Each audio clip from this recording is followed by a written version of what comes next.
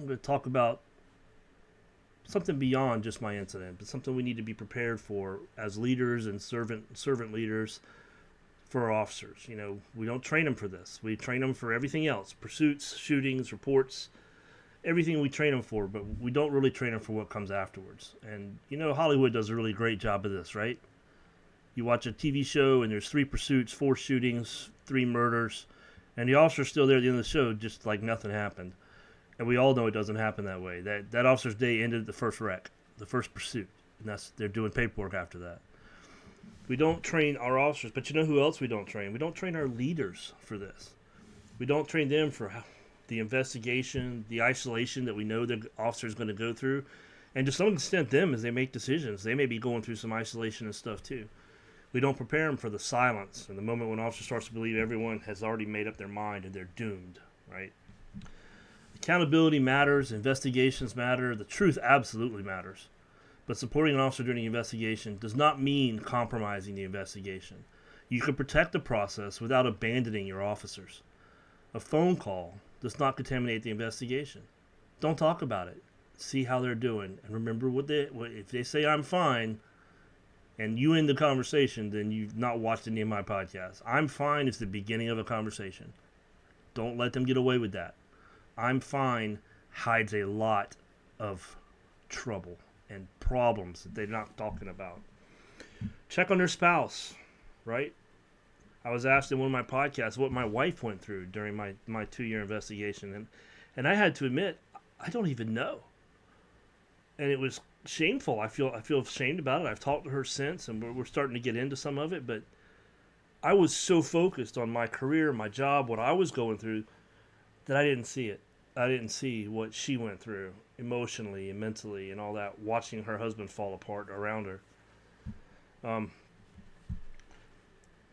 Making sure that they're at home safe is not taking sides. Just stay in touch. Let them know, hey, it's a thing, it's going to pass, this too shall pass, and we'll move forward, right? We often fail after a critical incident because leadership is worried about saying the wrong thing. And like I've said before, the most terrifying thing a police officer has pointed out at them that's not a gun is a microphone. And a lot of cops are very afraid of that. So they say nothing. You get stuck in that silence thing, right? Silence is a decision, folks.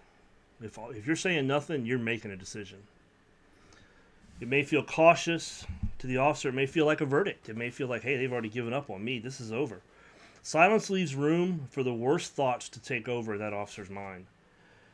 Leadership is making a decision before silence makes it for you.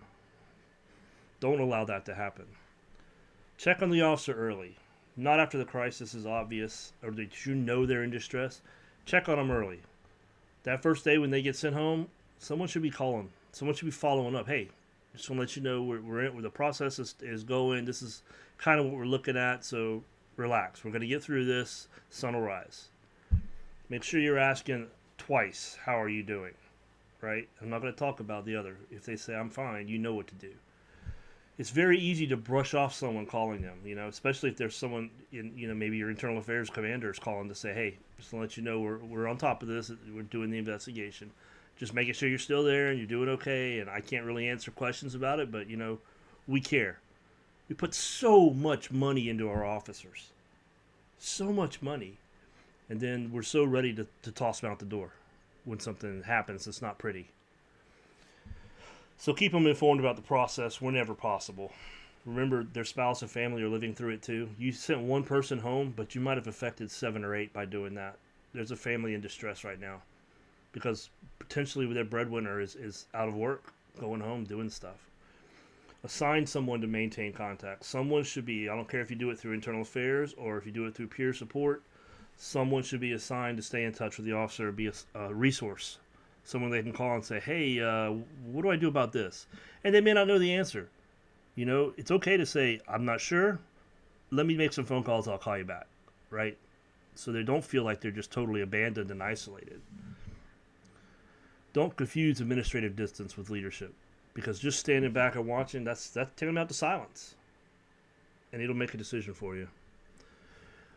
The most damaging part of a critical incident may not be the incident itself. Sometimes it's everything after. The loss of identity, sudden isolation, the lack of phone calls, the lack of being in the middle of what police departments do every day, fear of losing a career. That's pretty huge. My thing happened at 23 years, and all of a sudden I'm facing a career change to what? Everything I've ever done has been police. I don't know any other career. What do I do? How do you find another career that has the same meaning? Also, this person needs to make sure they understand what's going on in the organization, because otherwise, if you're out of contact, no one's talking to you, decisions are being made, things are changing there, you got to keep that person in the loop, what's going on in the organization, and that's the funny stuff, but it's also the serious stuff. Hey, we just did a new policy on pursuits.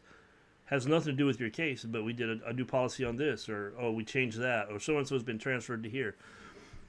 That stuff gets cut off when you're not getting phone calls or emails anymore.